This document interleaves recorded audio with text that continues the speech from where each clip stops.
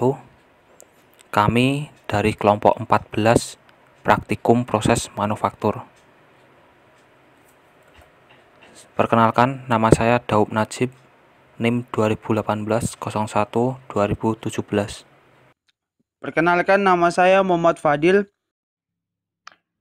Saya Akbar Ilham. Saya Stefani Galuh Kristanti, NIM 2018-012-033. Perkenalkan, nama saya Nada Sufadzalila, NIM 2018-044. Perkenalkan, nama saya Wiyadi Setiawan, NIM 2018-01-2053. Di sini kita akan menjelaskan proses bubut, yaitu proses setting benda kerja, dial kerja, dan persettingan pahat. Proses setting benda kerja. Yang pertama yaitu memasukkan dan putar kunci cekam pada masing-masing lubang penggerak rahang, sehingga semua rahang itu berada pada garis indeks yang sama pada permukaan cekam. Kemudian, memasukkan benda kerja ke dalam cekam. Memasukkan benda kerja ke dalam cekam ini sambil memegang benda kerja dan putar kunci cekam sampai benda kerja benar-benar dijepit oleh dua rahang yang saling berhadapan. Dengan cara yang sama, gerakan rahang-rahang lainnya sehingga semua rahang menjepit benda kerja. Lalu, mengatur posisi rahang-rahang agar kedudukan benda kerja kira-kira tepat berada di tengah-tengah cekam. Kemudian, periksa kedudukan benda kerja, apakah sudah sentris atau belum, dengan cara memasang balok penggores pada dudukan yang ditempatkan di atas bed mesin. Sentuhkan ujung penggores ke permukaan keliling benda kerja. Berikut ada gambarnya contoh benda kerja yang dicekam dan balok penggores. Selanjutnya yaitu putar cekam perlahan dengan tangan sambil memperhatikan apakah ujung penggores menyentuh terus ke permukaan benda kerja. Untuk memperbaiki kedudukan benda kerja yang belum sentris, kendurkan rahang di mana terdapat celah dengan jarak setengah dari besarnya celah. Kemudian ketatkan rahang yang dikendurkan tersebut. Ya, yang selanjutnya pastikan benda kerja terpasang dan tercengkam dengan kencang dan sempurna. Nah, yang terakhir itu, jika benda kerja panjang maka didukung dengan senter pemutar.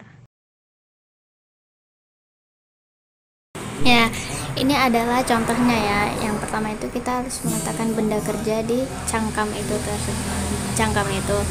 Kemudian dikencangkan cangkamnya sekencang mungkin itu kan, baru diputar.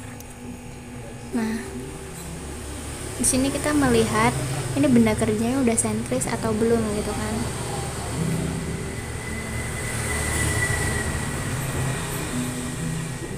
Kita lihat itu memasang alat yang untuk mensentriskan benda kerja tersebut gitu kan.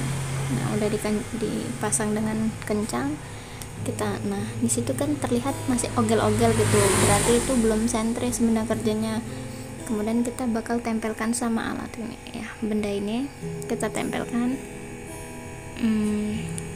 Kemudian kita lihat, nah itu udah nggak ogel-ogel lagi kan, berarti di sini benda kerja tersebut sudah sentris. Nah, di sini juga kita mau kasih contoh sama benda kerja yang berbentuk lingkaran. Jadi dia bentuknya kayak ring lingkaran gitu. Ini kita pasang kan, benda kerjanya kita pasang, baru kita kencangkan dulu cangkramnya itu tadi biar benda kerjanya itu tidak jatuh atau tidak terpental ya kan. Kita kencangkan. Jika sudah, baru kita hidupin lagi mesinnya. Nih, tampak sekali bahwasannya itu benda kerjanya belum sentris karena masih ogel-ogel banget ya kan. Nah, di sini kita akan mensentriskan benda kerja tersebut. Tapi sebelumnya kita pindahin dulu itu alatnya tadi tuh. Kita sesuaikan dulu. Nah, baru dikencangkan ya. Kalau udah dikencangkan biar dia juga tidak terpental, terpelanting gitu kan. Kita kencangkan. Nah, baru kita di sini kita bakal coba untuk mensentriskan benda kerja tersebut. Nih, udah, baru kita hidupin kan mesinnya, kita hidupin. Nampak sekali bahwasannya ini benda kerjanya belum sentris. Jadi kita tempelkan dengan benda itu tadi, alat ini tadi kan. Nah, baru dia nampak bahwasannya benda kerja ini sudah sentris karena nggak ego-ego lagi ya kan. Nah, jadi ini cara mensentriskan benda kerja ya. Oke, di sini saya akan melanjutkan materi selanjutnya yaitu dial kerja. Dial kerja. Dial kerja merupakan salah satu alat ukur yang digunakan oleh para teknisi untuk membantu pekerjaan seperti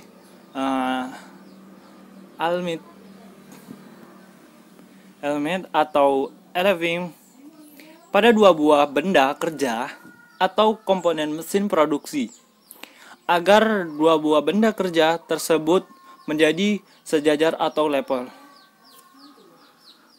Untuk mengukur kerataan sebuah permukaan benda kerja atau komponen mesin produksi. Untuk mengukur besarnya keausan yang terjadi pada sebuah shaft atau housing benda kerja atau komponen mesin produksi. Ini salah satu contoh gambarnya. Cara melakukan pengukuran. Yang pertama itu posisi pengukuran dial dilihat dari depan. Seperti gambar seperti ini. Posisi mengukur dial gunakan dilihat dari samping. Yang benar terdapat pada dial yang lurus. Langkah pertama misalnya mengukur keolengan proses transmisi, maka perlu meletakkan pada meja perata yang disangga dengan 5 blok. Kendorkan bagian dial holder agar sudut indikator bisa kita ubah. Posisikan jarum spindle indikator tepat pada bagian tengah poros dengan posisi tegak lurus. Kencangkan dial holder. Langkah kalibrasi atau konfigurasi. Jika posisi dial sudah benar-benar tegak, lurus, dan jarum spindle juga tertekan, selanjutnya kendorkan fine adjuster untuk melakukan kalibrasi. Putar outer frame agar angka 0 pada numerik indikator pas dengan jarum panjang. Kencangkan fine adjuster. Langkah pengukuran. Pengukuran poros transmisi. Putar poros transmisi 360 derajat sambil melihat pergerakan jarum. Cara membaca hasil pengukuran. Yang pertama, 1x putaran penuh pada jarum besar bernilai 100 strip. 1 strip 0,01 mm. Yang kedua, 1 strip jarum kecil bernilai 1 mm. Contohnya, jarum besar di strip ke6 sama dengan 0,01 kali 6 sama dengan 0,06 mm. Jarum kecil di strip ke3 sama dengan 1 kali 3 sama dengan 3 mm. sama dengan 0,06 tambah 3 sama dengan 3,06 mm. Cara pengukuran menggunakan dial gauge. Dial gauge di sini memiliki tingkat kepresisian 0,01 mm. Di sini memiliki jarum utama yang besar dan jarum kecil yang memiliki 10 skala. Satu skala jarum kecil sama dengan satu putaran penuh jarum besar. Dan jarum besar di sini memiliki 100 skala, sehingga satu skala jarum besar adalah 1/100, sama dengan 0,01 mm.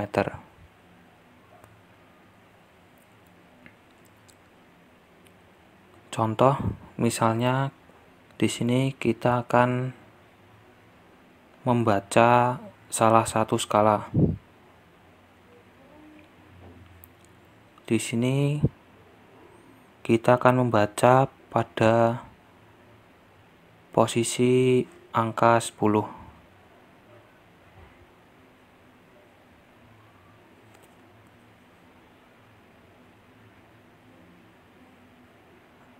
Pada posisi angka 10. Ya, ini sudah 10 ya. Jadi 10 dikali 0,01 mm. Hasilnya sama dengan 0,1 mm. Ini contoh perhitungannya seperti ini. Jadi 10 dikali 0,01 mm sama dengan 0,1 mm. Contoh pengukuran lain. Jadi misalnya ini jarum besar bergerak satu putaran penuh, maka jarum kecil akan bertambah satu skala.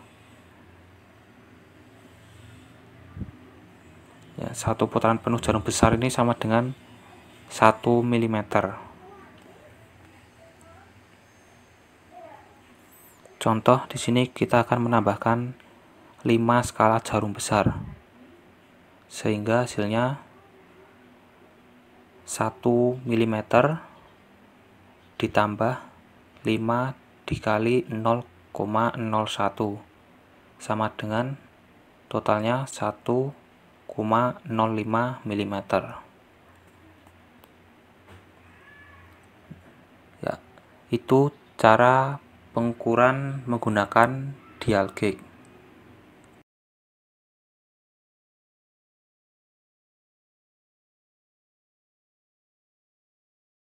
Cara mating pahat bubut. Menyiapkan peralatan yang dibutuhkan. Kendorkan baut pada toolpost.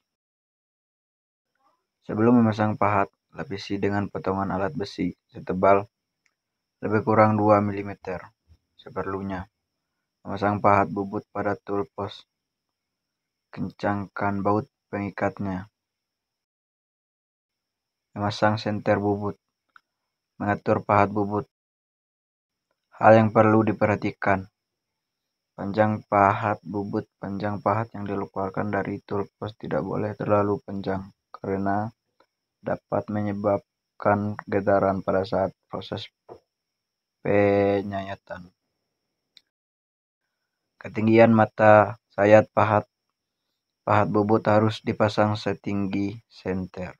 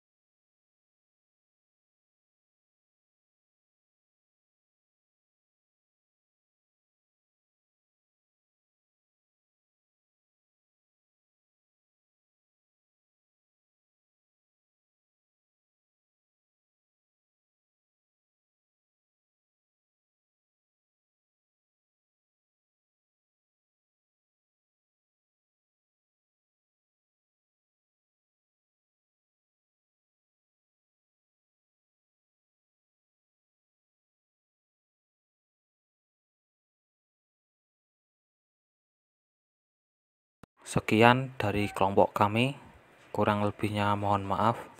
Wassalamualaikum warahmatullahi wabarakatuh.